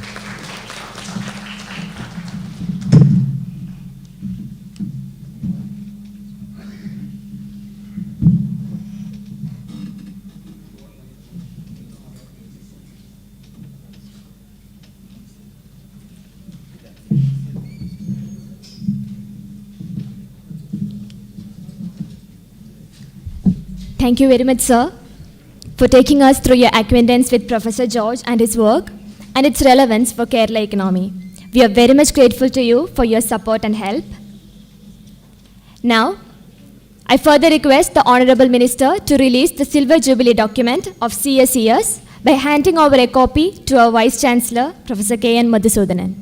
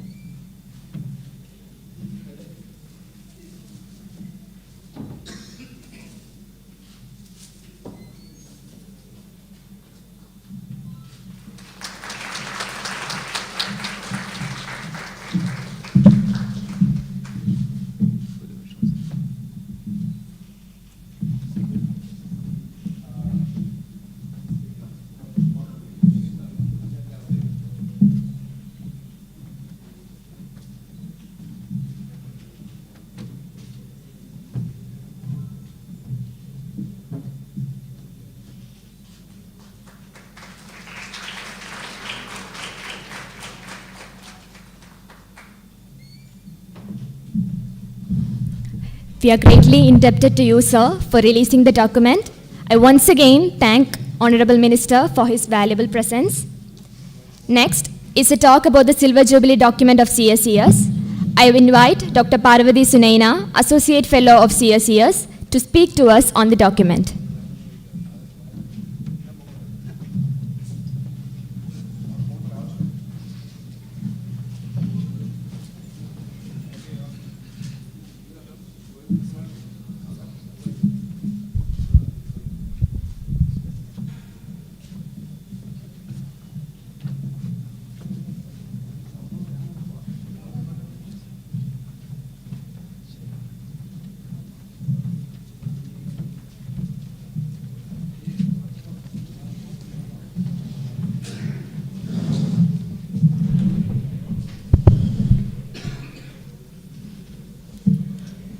Respected Chair, Professor K.N. Madhusudanan, respected Minister of Finance, Sri K.N. Balagopal, respected Professor Pinaki Chakravarti, other dignitaries on and off the dais, and dear friends, a very warm good evening to all. Just a couple of months back, on July 23rd, many of us had gathered in this very hall for the release of George Sir's autobiography, A Journal of My Life. At the event, many of Sir's friends, former associates, and students offered felicitations to Sir for the role played by him in his contributions to the academic discourse on Kerala's development and also in their lives as a mentor and a guide. It is quite surreal. It was almost like a final farewell. Just days after sharing his life story with all of us, George Sir left us on 11th of August. Today, it is an extremely emotional and difficult moment for the CSES family as we reflect upon the 25-year journey of CSES with the release of this commemorative document, without Sir among us. The entire CSES team bows before the memories of George Sir with utmost gratitude and grief. We are honored that we have amongst us Shirley ma'am, George Sir's wife, and George Sir's daughter, and Sumi, George Sir's daughter-in-law. Thank you for being a part of us. As remembered by our director, Dr. Ajit Kumar, in a tribute to Sir, as our founding chairperson, George Sir had always shared the joy and agony of developing CSES from its humble beginnings, and his influence on CSES will be everlasting. Sir was keenly and excitedly looking forward to the release of this document, which was delayed due to the pandemic and other reasons. It is thus with a mixed sense of regret and pride that we bring to you this document, which now will also remain as a tribute to George Sir. It seems predestined that the release of this document happens today at CUSAT. In fact, the seeds of the center were sown in CUSAT when the founding members of the center were students at this very institute. And they had requested George Sir to be our chairperson, and the rest of the story is what is narrated in this document. The document chronicles our 25-year journey and is a testament to our contributions to Kerala academia, policy shaping, and society.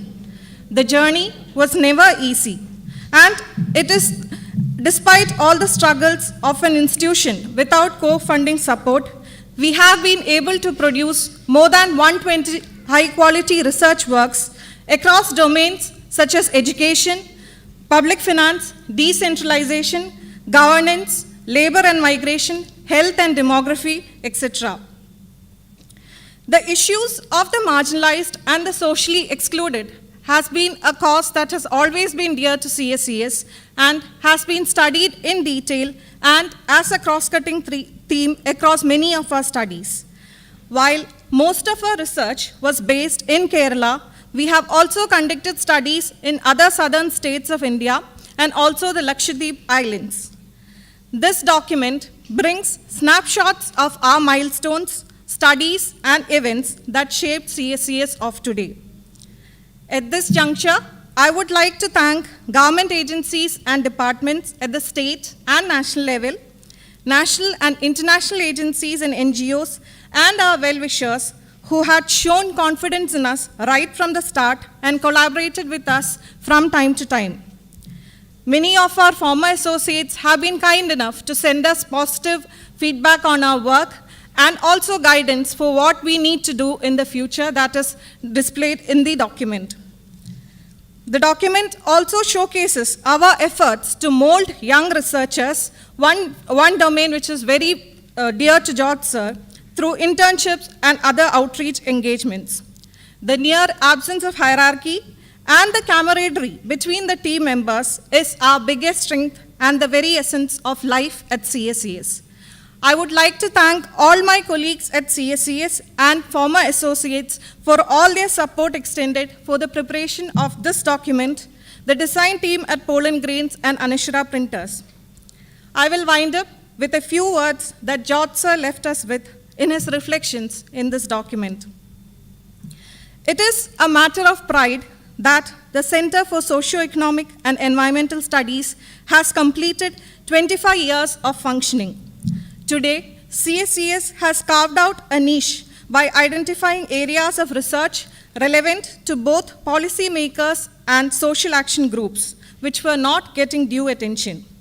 CSES has survived a quarter of a century against all odds and expanded from its humble beginnings. It has become an extended family for all of us. I hope that CSES will expand further and diversify its activities without deviating from its original values. We at CSES are aware that a fitting tribute to George Sir would be to carry forward his intellectual legacy to the best of our abilities, and we would strive to do so. Once again, bowing down in memory of our beloved George Sir. Thank you.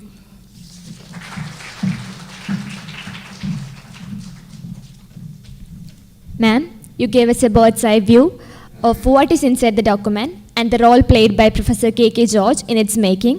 It is indeed very useful to us to have a clear understanding of the work of CSES. Thank you, ma'am. Next, it's my privilege to request Professor K.J. Joseph, an outstanding economist and the director of the Gulati Institute of Finance and Taxation, to speak about his friendship and understanding of Professor George. Sir, please.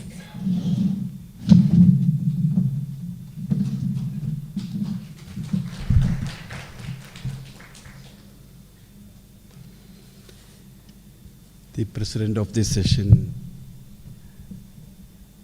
Honorable Vice Chancellor of this University, Professor K.N. Madhusudanan,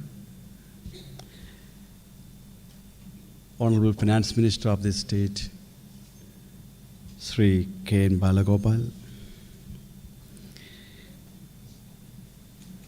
Professor Pinaki Chakravarti, who is going to deliver the first memorial lecture, Professor M.K. Sukumaran Nair, Dr. Ajit Kumar and Dr. Krishna Kumar, who worked together, we worked together in organizing this event. Professor P.G. Shankaran, Honorable Pro VC of this university, Professor P.K.M. Tharagan, who is my teacher and all our friends, I think, and Professor Sam, Professor Hari Kumar. I am not going to call out everyone. Dear friends, Parvathi പറഞ്ഞതുപോലെ ഈ ഹാളിൽ തന്നെ ഏതാനും മാസങ്ങൾക്ക് മുമ്പ് George സാറിൻ്റെ നമ്മുടെ നടുവിലെ ആയിരുന്നുകൊണ്ട് അദ്ദേഹം എഴുതിയ journal of my life release ചെയ്തതിൻ്റെ ഓർമ്മകൾ നമ്മളുടെ എല്ലാവരുടെയും മനസ്സിൽ നിന്ന് മറഞ്ഞിട്ടില്ല. വിധി എന്ന് പറയട്ടെ, അധികം താമസിയാതെ തന്നെ ഓഗസ്റ്റ് മാസത്തിൽ അദ്ദേഹം നമ്മളെ വിട്ടുപിരിഞ്ഞു. അന്ന് നമ്മൾ കണ്ട മിക്കവാറും എല്ലാ മുഖങ്ങളും ഇന്ന് ഇവിടെ നമുക്ക് കാണാൻ കഴിയും. അദ്ദേഹം മരിച്ചതിന് ശേഷം ഏതാണ്ട് ഒരാഴ്ച കഴിയുന്നതിന് മുമ്പ് തന്നെ ഓണറബിൾ ഫിനാൻസ് മിനിസ്റ്ററിൻ്റെ ചെയർമാനാണ്. അദ്ദേഹം എന്നെ വിളിച്ച് പറഞ്ഞു, നമുക്കൊരു കമ്മമറേഷൻ മെമ്മോറിയൽ ലെക്ചർ നടത്തണം എന്ന് പറഞ്ഞു. അത് പ്ലാൻ ചെയ്യുമെന്ന് പറഞ്ഞു. അതിനെപ്പറ്റി ഞങ്ങൾ ഇൻ്റേണൽ ഡിസ്കസ് ചെയ്തു. അത് കഴിഞ്ഞ് യാദൃശ്ചികമായിട്ട് പ്രൊഫസർ സുകുമാരൻ നായരെ ആയിട്ട് സംസാരിക്കുമ്പോഴാണ് സുകുമാരൻ നായർ പറഞ്ഞു, ഞങ്ങളൊരു മെമ്മോറിയൽ ലെക്ചർ പ്ലാൻ ചെയ്തിരിക്കുകയാണ്, കോട്ടയത്തൊരെണ്ണം ഇവിടെ നടത്തിയിരിക്കുകയെന്ന് പറഞ്ഞു. അപ്പം ഒരു ഇക്കോണമിസ്റ്റ് എന്ന നിലയിൽ ഇക്കോണമിക്സ് ഓഫ് സ്കോപ്പും ഇക്കോണമിക്സ് ഓഫ് സ്കെയിലും ഇക്കോണമിക്സ് ഓഫ് ഇതൊക്കെ നമ്മൾ പറയുന്നതാണല്ലോ. ഞാൻ സല്യൂട്ട് ചെയ്തപ്പം ഒരു കാര്യം മറന്നുപോയി. പ്രൊഫസർമാരുടെ വലിയ പ്രശ്നമാണ്. Mrs K.K. George, I'm sorry, Mrs. K.K. George, my dear Anne and other family members, I noted here, and that I very much appreciate, we all value your presence here. ഞാൻ പറഞ്ഞു വന്നത്, മിനിസ്റ്റർ പറഞ്ഞ് നമുക്കൊരു meeting നടത്തണം, അദ്ദേഹത്തെ പറ്റി നമുക്കൊരു കമ്മമറേഷൻ lecture നടത്തണം. അതിനുശേഷം M.K. സുകുമാരൻ നായരെ വിളിച്ച് പറഞ്ഞു, കോട്ടയത്തിന് ലെക്ചർ നടത്തി, ഞങ്ങൾ ഇവിടെ വേണം നടത്താൻ ആഗ്രഹിക്കുകയാണ്. അപ്പോൾ ഞാൻ നേരത്തെ നടത്തിയതുപോലെ, നേരത്തെ അദ്ദേഹത്തിൻ്റെ ബുക്ക് റിലീസ് ചെയ്യുന്ന സമയത്ത് കൃഷ്ണകുമാർ എന്നെ ക്ഷണിച്ചപ്പോൾ ഞാൻ ചോദിച്ചു, എന്തിന് നിങ്ങൾ ഒറ്റയ്ക്ക് നടത്തണം? K.K. ജോർജ് CSESൻ്റെ മാത്രം ആളല്ലല്ലോ. അതുപോലെ തന്നെ തിരിച്ച് ഞാൻ M.K. വിളിച്ച് നമുക്കിത് ഒരുമിച്ച് നടത്തിക്കൂടെ? നമുക്ക് 3 സ്ഥാപനങ്ങൾക്കും അദ്ദേഹം പ്രിയങ്കരനാണ്. ഗുലാത്തി ഇൻസ്റ്റിറ്റ്യൂട്ടിനെ സംബന്ധിച്ചിടത്തോളം Gulati institute centre for taxation സ്റ്റഡീസിനെ അപ്ഗ്രേഡ് ചെയ്ത് അങ്ങനെ ഒരു ഇൻസ്റ്റിറ്റ്യൂട്ട് ആക്കുക എന്നുള്ള ഐഡിയ ഡോക്ടർ തോമസ് ഐസക്കിന് കൊടുത്തത്, അദ്ദേഹത്തിനെ അതിലേക്ക് ഇൻസ്പയർ ചെയ്തത് പ്രൊഫസർ കെ ജോർജ് തന്നെയാണ്. അദ്ദേഹത്തിൻ്റെ മെമ്മോയേഴ്സിൽ എഴുതിയിട്ടുണ്ട്. അതിനുശേഷം ഞങ്ങളുടെ സ്ഥാപനത്തിൻ്റെ ഗവേണിംഗ് ബോഡി മെമ്പറായിട്ടും അവിടുത്തെ ഫാക്കൽറ്റി സെലക്ഷനിലും ആ സ്ഥാപനത്തിൻ്റെ ഓരോ കാര്യങ്ങളിലും ആ സ്ഥാപനം നന്നായി വളരണം എന്നുള്ള ആഗ്രഹത്തിൽ വിവിധങ്ങളായ സഹകരണങ്ങൾ അദ്ദേഹം ഞങ്ങൾക്കുണ്ടായിട്ടുണ്ട്. അപ്പം ആ ഒരു സാഹചര്യത്തിലാണ് മിനിസ്റ്ററുടെ കൂടി ഞാൻ പറഞ്ഞതെന്ന് വെച്ചാൽ മിനിസ്റ്റർ നേരത്തെ തുടങ്ങി പറഞ്ഞു, മിനിസ്റ്റർ ആക്ച്വലി ഇങ്ങനെ ഒരു മീറ്റിംഗ് കൂടണം, ലേറ്റായെന്ന് പറഞ്ഞത് ശരി തന്നെയാണ്. അപ്പം ഞാൻ പറഞ്ഞു വന്നത് ശ്രീ കെ എൻ ബാലഗോപാലിന് ഇങ്ങനെ ഒരു മീറ്റിംഗ് കൂടാൻ ഞങ്ങളോട് പറഞ്ഞു. അങ്ങനെയാണ് ഇത് സംഭവിച്ചെന്ന് പറയുമായിരുന്നു. എങ്ങനെയാണ് പ്രൊഫസർ കെ ജോർജിന് സ്നേഹാദരങ്ങൾ അർപ്പിക്കുക?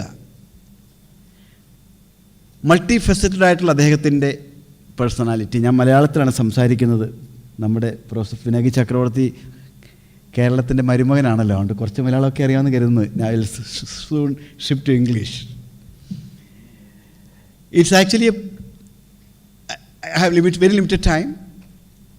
From which perspective I should offer tribute to Professor K. George?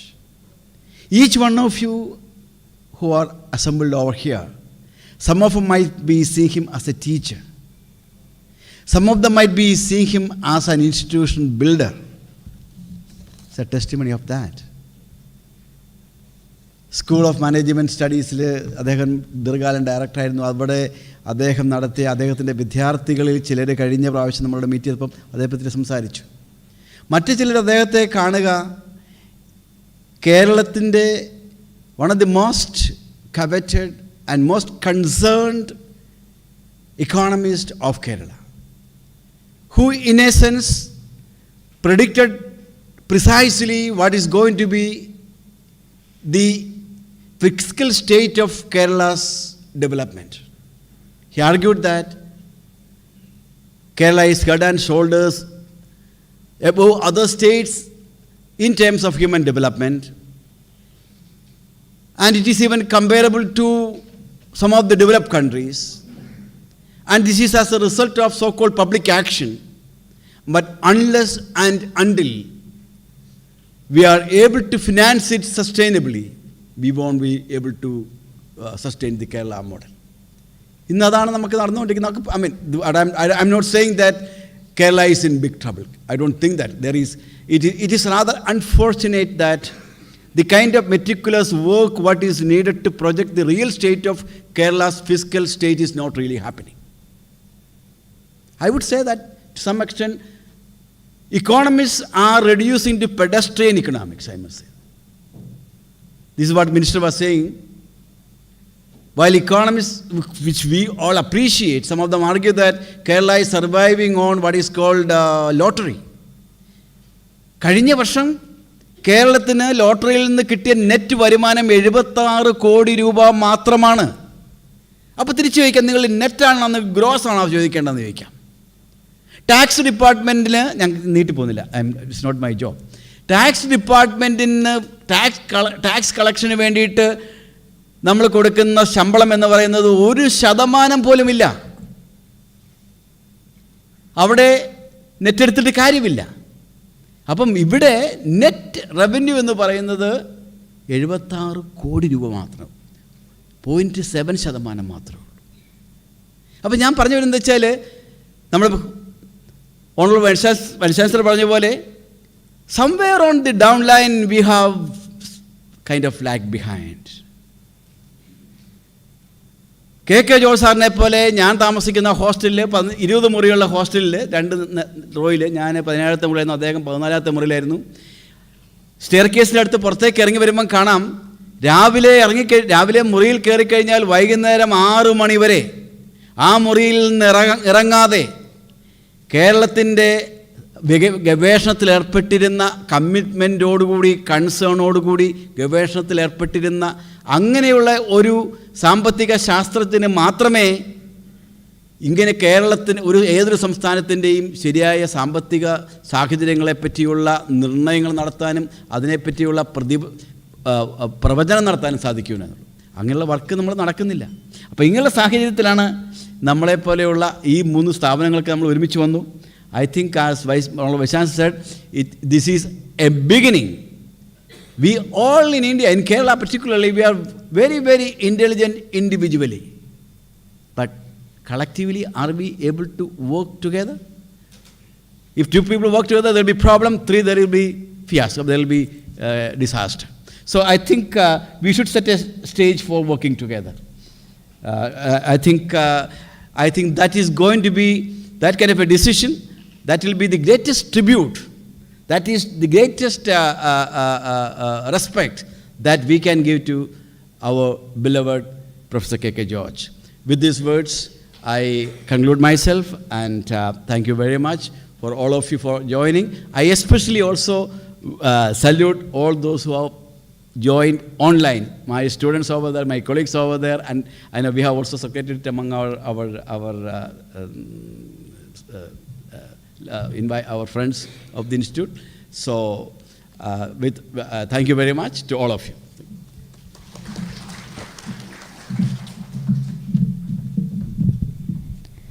Joseph sir, you walked us through your memory lane and gave us a greater understanding of Professor George. And that was definitely a great tribute to Professor George. Thank you, sir. As we know, Professor Pinaki Chakrabarti has been patiently waiting to speak. Respected Professor is a combination of brains and spirit and a person with a distinguished career. We are blessed with his valuable presence. Professor Chakrabarti is here to speak about the need to rethink fiscal rules in the time of uncertainties. Sir, I am extremely delighted to invite you to make your erudite speech on the topic which was very dear to Professor George. I welcome you, sir.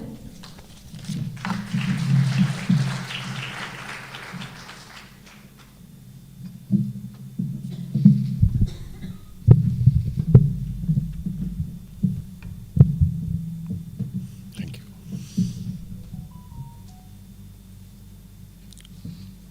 Honorable Finance Minister of Kerala, Sri K.N. Balagopal, Honorable Vice Chancellor, CUSAT, Professor K.N. Madhusudanan, Professor M.K. Sukumaran Nayar, Honorary Director, CBS CUSAT, Professor K.J. Joseph, Director, Gulati Institute of Finance and Taxation, Professor Michael Tarakan, Professor Sunaina, respected Mrs. George, and other members of the family of Dr. K.K. George, distinguished participants, friends, and dear students.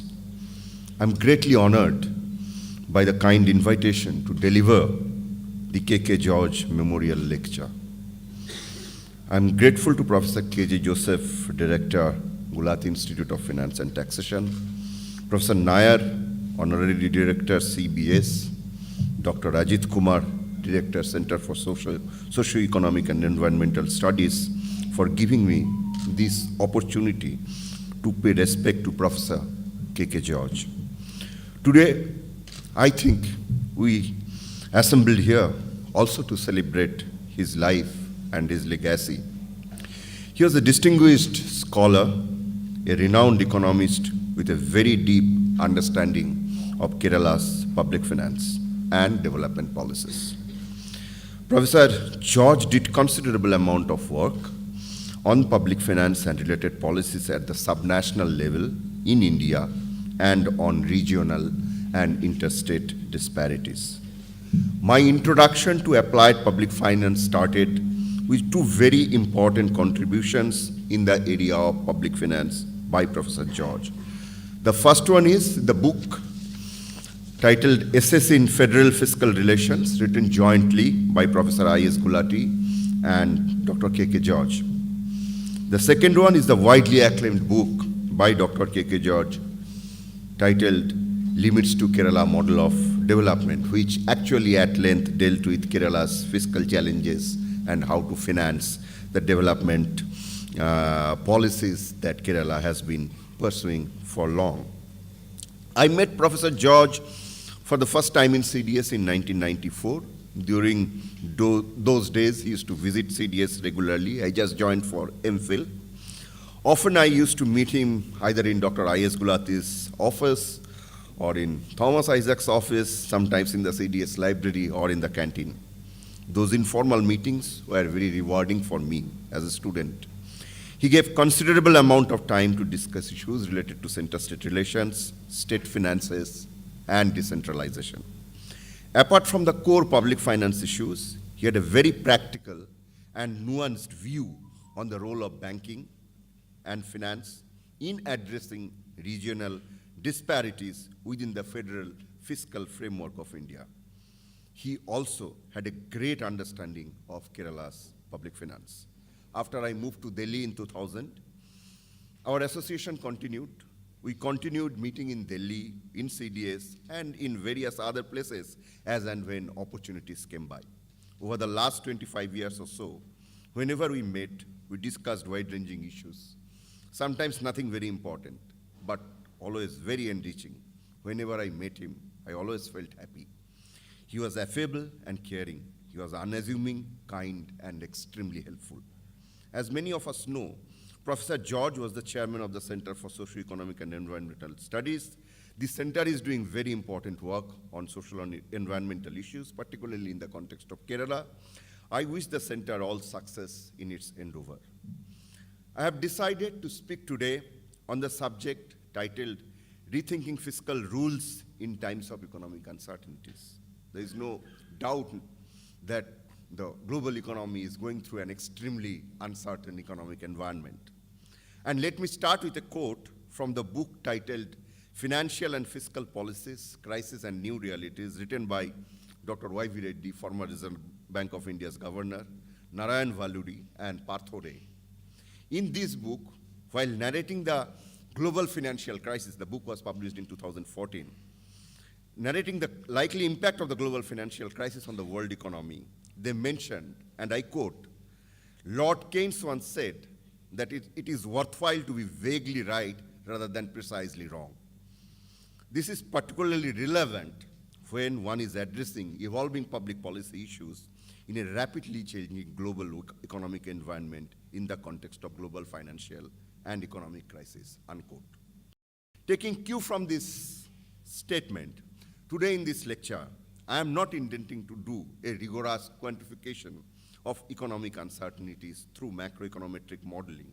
My attempt here is very modest, to present before you what in my view is causing macroeconomic uncertainties in comparison to economic trends we observed before the COVID and the war. And what are the available options for macro policy in general and the role of fiscal policy and fiscal rules in particular in this challenging macroeconomic environment. At the outset, let me make it clear that I am not talking about India. I generally be talking about the global economy and rethinking about the fiscal rule, and will draw references on India wherever necessary. So let me start with the macroeconomic uncertainties. Global economy is facing 4 unprecedented challenges, if we look at. One is growth slowdown in 2022. I'm not talking about 21, because that was immediately after COVID. There is a further slowdown in growth. Global economy recovered, but there is a growth slowdown in 2022. Elevated levels of global debt and global deficit. Rising cost of fuel and other intermediate commodities, resulting in sharp rise in prices. Serious disruption in supply chain due to the ongoing war between Russia and Ukraine, resulting in shortage of basic essentials like food and energy in some parts of the world. There is an IMF report which was published yesterday and which says that there are 48 countries in the world having food deficit. The fear of prolonged global recession is looming large. Let me explain the magnitude of the problem with some data recently published by the IMF. First on growth slowdown. According to the IMF's World Economic Outlook April 2022, titled as War Sets Back the Global Recovery, economic damage from the conflict will contribute to a significant slowdown in global growth in 2022 and add to inflation. According to the same IMF report, global growth is projected to slow down from an estimated 6.1% in 2021 to 3.6% in 2022-23. 22-22 and 22-23. And this forecast is a downward revision of the forecast made in January. So within just 4 months, there has been a substantial downward revision of global growth and global recovery. That's the magnitude of uncertainty that we are talking about. Growth recovery across countries continue to remain uneven. This has implications for fiscal policy, revenue mobilization, development finance, and debt sustainability. Now, if we look at level of debt and deficit, the general government debt to GDP ratio for the advanced economies is hovering at around 120% of GDP, global debt. For the emerging and middle income economies, it's better. The ratio is around 60%. Though the global debt to GDP ratio stabilized during the fiscal year 2021, IMF fiscal monitor observed that, and I quote, "The pandemic will leave a lasting mark on government finances, inequality, poverty, and the debt level of GDP in many countries." It further noted that following this one-time jump, debt in the coming years is expected to remain persistently higher than the levels projected before the pandemic. In advanced economies, it is projected to be almost 20 percentage points higher through 2026. These elevated levels of debt in both developed and developing countries need to be financed. How do we finance this increasing debt servicing cost without reducing essential expenditure, particularly on health, education, and livelihood securities, remain uncertain and is a big concern for any government across the world.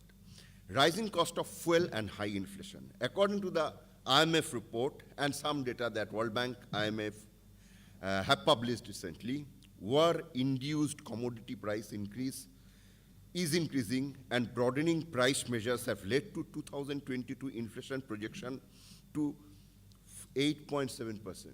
It was expected to be 5.7% as per the projection made earlier. Rising inflation is hitting the poorest regions of the world the most. Staple food prices in sub-Saharan Africa surged by an average of 23.9% in 2022, the most since the 2008 global financial crisis. A new paper by IMF staff estimates that the rising cost of food and fertilizer imports in countries highly exposed to food insecurity will add to $9 billion to their balance of payment pressures in 2023. This will erode their international reserves and ability to pay for even food. In many countries, policymakers have introduced fiscal measures to poorest people from the food crisis. Highly exposed countries will need as much as $7 billion this year alone to help the poorest and the most vulnerable households, according to the staff estimates of IMF. Given that these economic vulnerabilities have arisen due to the unusual event like COVID and the war, conventional policy tools that are used to arrest downturn or cyclical movement of the economy in a normal situation may not be adequate.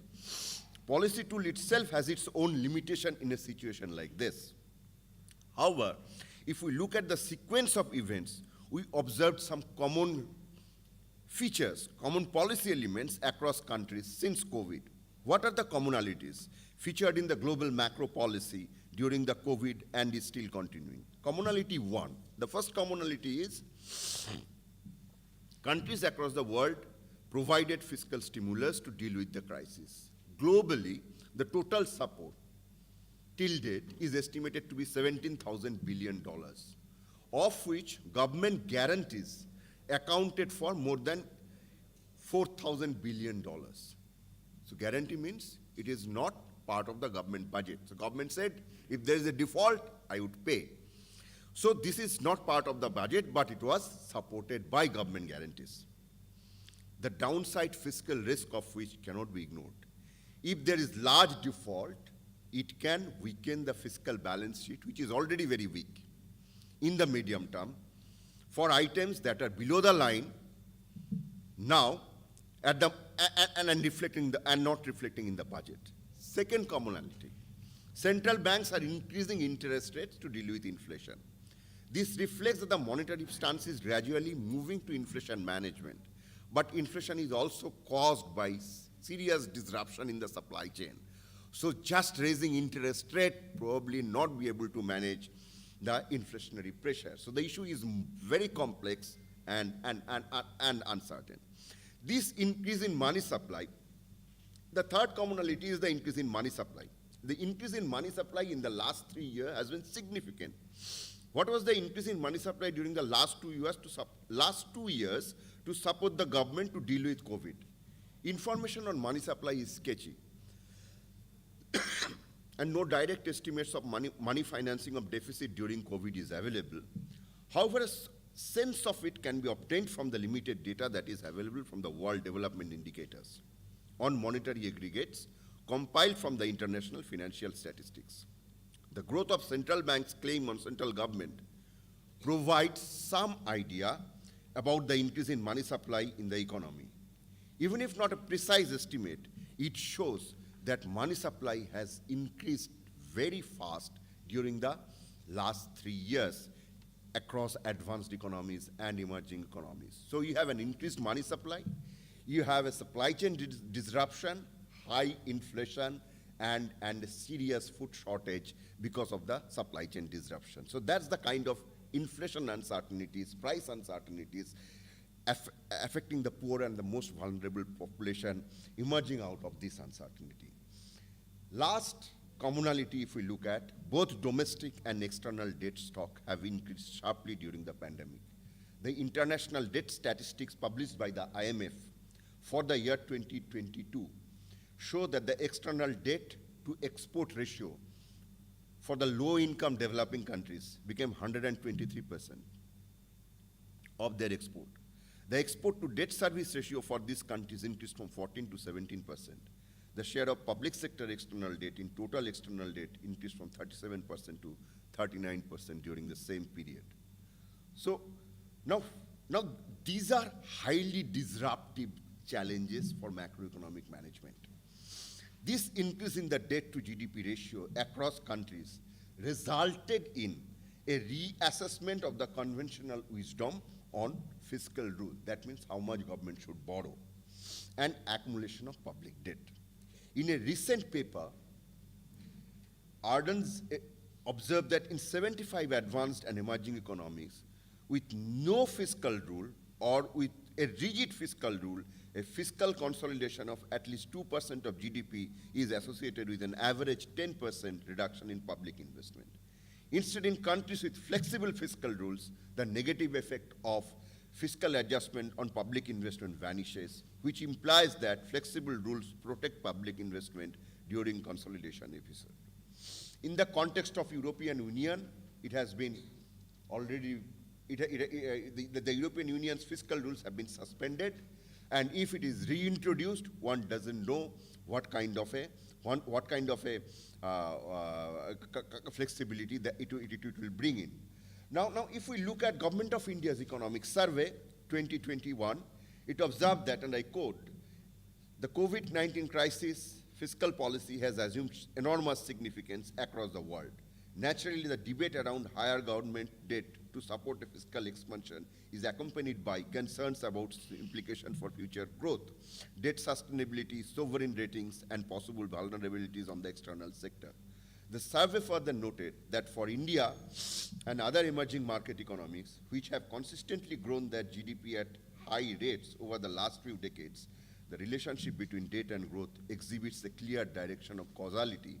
Higher growth lowers debt to GDP ratio, but lower debt does not necessarily lead to higher growth. Given this rethinking, so we are discussing about it, debating about it, about the fiscal rule in times of crisis becomes extremely important. There are several reasons for that, but to me, following three issues are very critical. First is flexibility to create a fiscal space. Second is effectiveness, and the third is long-run debt sustainability. Now, when I say flexibility in fiscal rules and creation of fiscal space, let me start with the flexibility first. Flexibility can have two dimensions. One is increasing the borrowing limit itself. So this would provide more resources to the government. for making intervention necessary to deal with the macroeconomic challenges. This option is very difficult to exercise in the present situation, given that already deficit and debt levels are very high. In a macroeconomic scenario, when interest rates are increasing deficit would also mean high cost borrowing. Other option is flexibility in terms of time. So here the option is to bring down the debt and deficit level to a sustainable level within a time frame. This was the framework adopted by the 15th Finance Commission of India, if we look at the way they have asked states and the central government to manage the deficit. Sorry. The other option is debt rule. Debt rule is another option, more flexible than deficit rule. But there is no comprehensive measure of public debt. If we have to ensure fiscal rule solely based on reduction of debt to GDP ratio, the measure of debt has to be comprehensive. And thus, appropriate fiscal transparency and most appropriate measure of debt can help in taking debt rule as a measure of fiscal consolidation. The debt rule can be more flexible and can be considered over the cycle rather than looking at a flow, because debt is a stock, deficit is a flow. So if you try to monitor debt, I think you get greater flexibility in terms of your fiscal deficit. Effectiveness in times of crisis. I think this is very important. The effectiveness argument emanates from the fact that it brings down the debt level without reducing the fiscal space for development spending. In this context, we also need to take a broader view of the revenue and capital expenditure. To give an example, physical asset creation and creation of human capital need not be based on the principles of substitution, but based on the principles of complementarity. We need a more nuanced view when we try to make a distinction between revenue and capital expenditure. The distinction between revenue and capital expenditure often appears artificial because of large complementarity between the two. In conclusion, when the global economy is recovering from the shock of the pandemic, a careful approach to fiscal expansion cannot be emphasized more.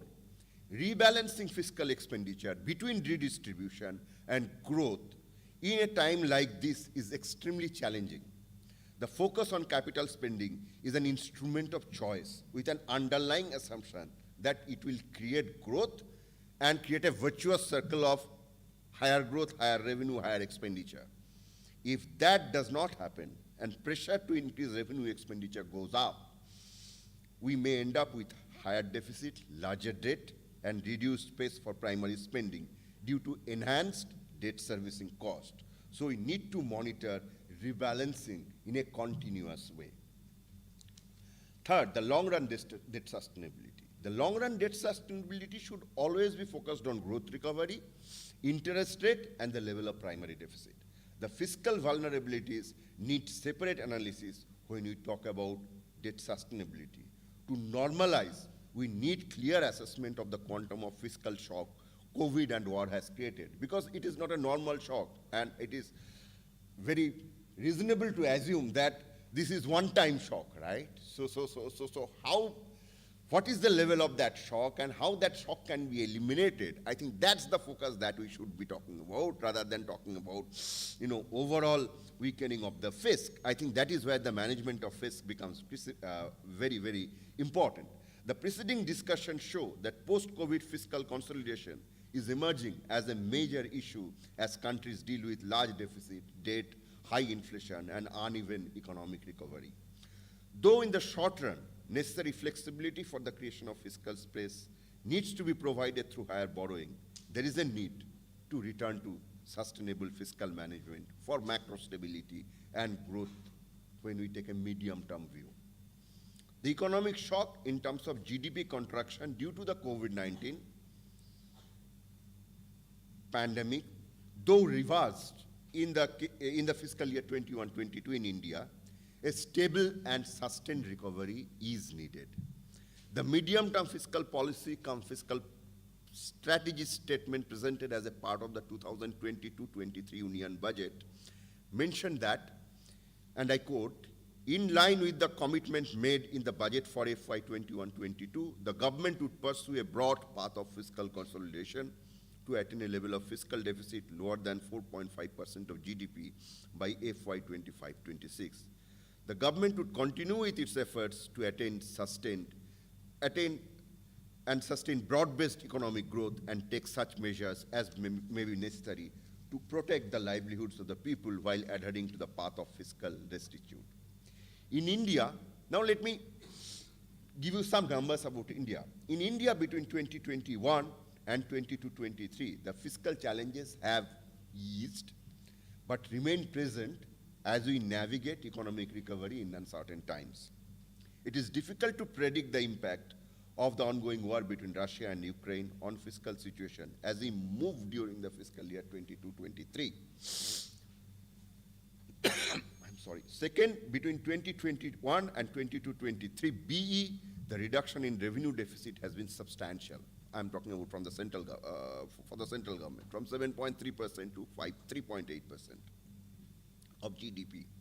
Third, compositionally, revenue deficit continues to be more than 55% of the overall fiscal deficit. That means more than half of the borrowing is for revenue expenditure. That is, and if we look at the interest payment and allocation under various centrally sponsored schemes, that constitutes around 5% of GDP. In 2021, the interest payment was 25.7% of the revenue expenditure and 39.14% of the revenue received of the union government. As a percentage of GDP, it increased. The interest payment itself has increased from 3.1 to 3.6% of GDP. This implies a corresponding reduction in the fiscal space for primary expenditure for discretionary development spending. So we have a large debt and interest problem at the central level, and if we add the state situation, I think our fisc requires readjustment in terms of reducing the debt, reducing the deficit. So reduction of debt takes time. It cannot, if I say that I'm going to reduce debt tomorrow from 50% of GDP to 40% of GDP, it's not possible. So reduction of debt takes time, but management of inflation can't wait. Options are complex. Going forward, the global economy needs a coordinated policy for monetary tightening and fiscal sustainability. There is a need to start fiscal normalization without creating adverse distributional consequences. For this, countries need to chart out a fiscal normalization plan to ensure that it is not abrupt and responses are sequenced in a manner that helps bring the economy back on track, enhance fiscal resources for the government, for public investment in the social and economic sector, and create a framework for sector-specific differentiated response for a full recovery. Finally, the money spent by low-income developing countries to deal with COVID was far less. If we look at Africa, if we look at some of the countries which are low-income developing countries, if we look at the money spent by them was far less than the advanced and emerging market economies. And the money spent was for emergency response. It was not for economic recovery. This was primarily on health and emergency response. Rising debt and inflation are only going to compound macro challenges for these low-income developing countries, the poorest regions of the world. There's a need for a quick and efficient resolution of the challenges arising due to the elevated debt levels of low-income countries. One can hope for an equitable, fair, and sustained recovery post-COVID only when there is a greater international cooperation to ensure more resource flow to the poorer regions of the world. Thank you very much.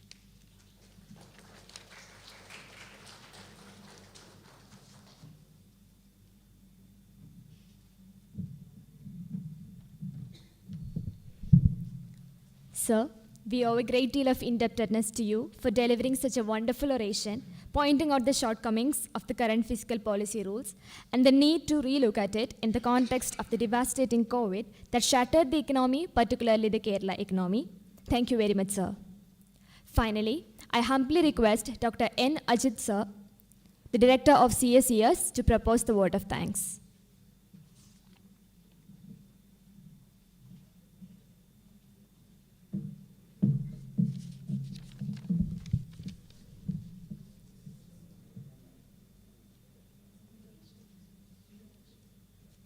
Right. interaction. It's time for interaction.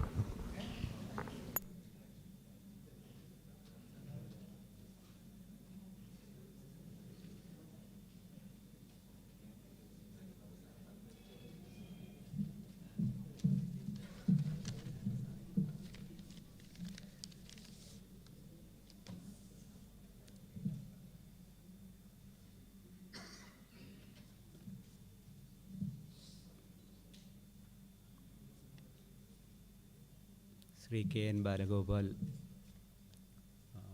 Honorable Finance Minister, respected Vice Chancellor Dr. K.N. Madhusudanan, Professor Pinaki Chakravarti, Professor Michael Tharagan, Dr. K.J. Joseph, Dr. M.K. Sumaran Nair, Dr. Parvati Sunaina, Shirley Madam, and other members of the family of our dear George Sir, distinguished guests, friends.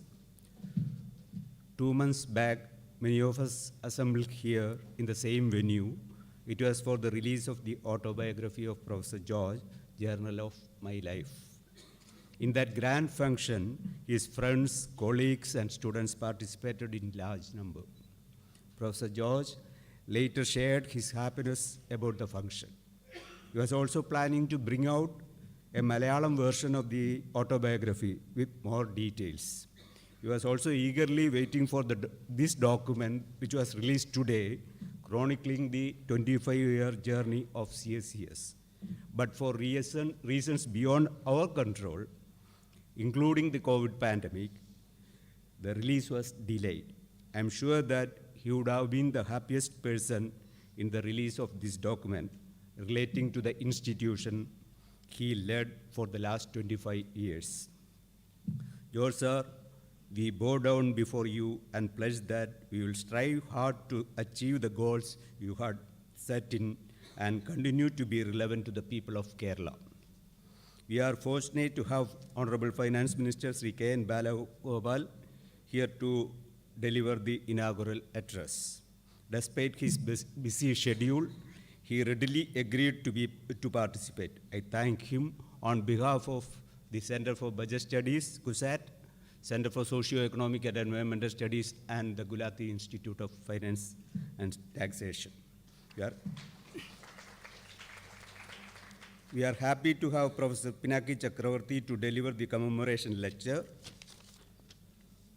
As a renowned scholar in the areas of interest of Professor George, there is no doubt that he is the best person to deliver this lecture. We are thankful to him for coming all the way to deliver this lecture. Thank you, sir. Dr. Madhusudanan, Honorable Vice Chancellor, has gladly agreed to preside over this function. Thank you, sir, for being with us today. George Sir's family is here with us. Thank you, Shirley Madam, and others for being part of this function. We, Center for Budget Studies, CUSAT, CSES, and GIFT, thank all those who assembled here in the memory of George Sir. Thank you.